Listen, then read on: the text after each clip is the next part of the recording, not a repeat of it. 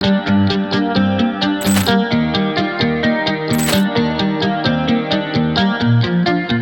Friends, welcome back to our channel.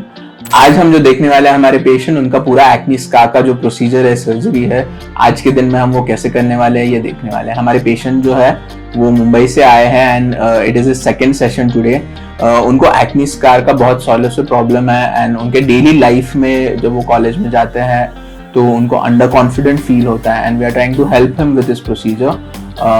जो हम procedure आज उनका करने वाले हैं that is going to be a combination of fat grafting और लेजर्स में हम फ्रैक्शनल CO2 लेजर और एब्लेटिव अर्बियम YAG लेजर, ये दोनों का कॉम्बिनेशन करने वाले हैं।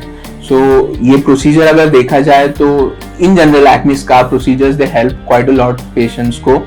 बस टाइम लगता है एक्ने स्कार प्रोसीजर्स में एंड डिपेंडिंग ऑन आपका स्किन टाइप कैसा है, हीलिंग कैसा है, कौन सा प्रोसीजर आपको हेल्प करेगा, कितना हेल्प करेगा, that varies depending on the healing process और कोलेजन कितना क्रिएट होता है।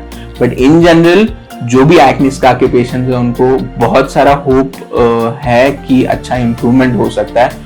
आप ये प्रोसीजर देखेंगे तो आपको हिम्मत आएगी, आपको कॉन्फिडेंस आएगा कि आप भी ये प्रोसीजर्स करके अच्छे रिजल्ट्स पा सकते हैं।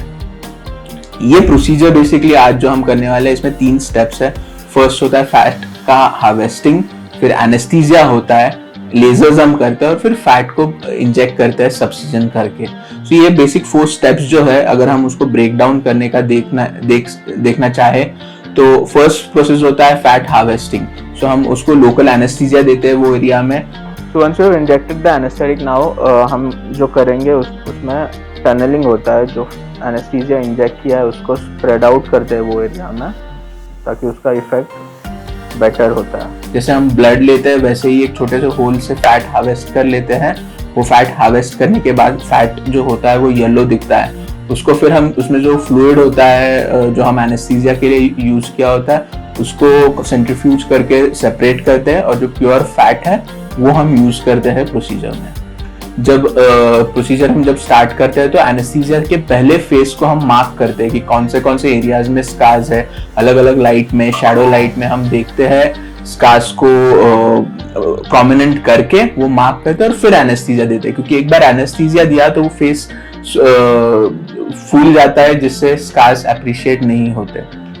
एनेस्थीसिया देने के बाद हम पहले लेजर कर लेते हैं क्योंकि फर्स्ट लेजर डीप तक जाना चाहिए, इसलिए फ्रैक्शनल CO2 लेजर हम करते हैं।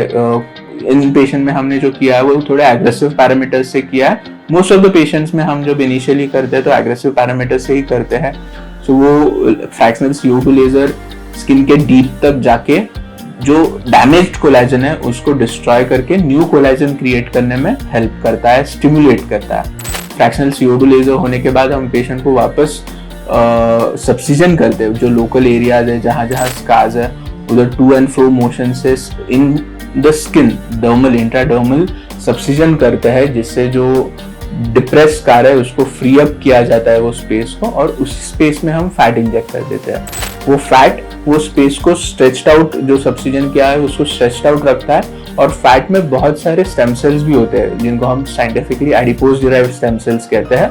वो स्टेम सेल्स को हम इंजेक्ट करते हैं वो डिप्रेस्ड एरिया में ताकि वो एरिया स्ट्रेच्ड आउट रहे और ओवर टाइम वो फैट टिश्यू रीअब्सॉर्ब हो जाता है, बट नया कोलेजन टिश्यू जो क्रिएट होता है उससे इंप्रूवमेंट मिलता है। तो अभी लास्ट जो स्टेप हम करेंगे वो अर्बियम YAG लेजर से जो स्कार्स है उसका बॉर्डर्स का शोल्डरिंग करेंगे। So we are using the pen hand piece here and उसका जो बॉर्डर है उसको हम स्मूदन आउट करेंगे। देन वी कम बैक और उसके ऊपर नैनो फैट अप्लाई करते हैं। जो फैट होता है, जो फैट रह जाता है उसको हम इमल्सिफाई करते हैं ताकि उसमें जो स्टेम सेल्स है वो ज़्यादा कॉन्सेंट्रेटेड हो जाए, वो ज़्यादा एक्सप्रेस हो जाए, और उसको फेस पे लगा के फेस पैक करते हैं, उसको फेस में मसाज करते हैं ताकि वो ग्रोथ फैक्टर्स जो है वो हेल्प करे हमें एक्ने स्कार्स का इम्प्रूवमेंट। ओके, तो आज हमारा ये प्रोसीजर हो गया पेशेंट का एंड हम अभी मेजर जो केयर लेना है सर को वो है कि सन एक्सपोजर नहीं करना है, बिकॉज हमने लेजर जो किया है वो काफी एग्रेसिव पैरामीटर से किया है। सो वो पूरा एरिया स्कैब होने वाला है वो, और वो स्कैब धीरे धीरे over the next 5 to 7 days fall of हो जाता है। सो डाउन टाइम सिग्निफिकेंट होता है इस प्रोसीजर का because of the lasers and the parameters that we use. तो उस समय स्किन अच्छा नहीं दिखता है। सो एनी मेजर फंक्शंस आपका हो तो वो आप प्रोसीजर जब शेड्यूल करते हो, प्लान करते हो, तो वो मेजर प्रोसीजर फंक्शंस आपके ना हो प्रोसीजर के बाद एटलीस्ट 15 डेज टू 1 मंथ, ये आपको ध्यान में रखना है। अदरवाइज स्किन को मॉइस्चराइज रखना है, वही सबसे इंपॉर्टेंट चीज है, और सन प्रोटेक्शन। बाकी धीरे धीरे जैसे स्किन हील होता है तो हमें ध्यान में रखना है कि थोड़ा रेडनेस या थोड़ा डार्कनेस आ सकता है हमारे इंडियन स्किन में स्पेशली। वो अगर आ भी जाए तो वो परमानेंट नहीं रहता, धीरे धीरे कुछ वीक्स में कम हो जाता है वो।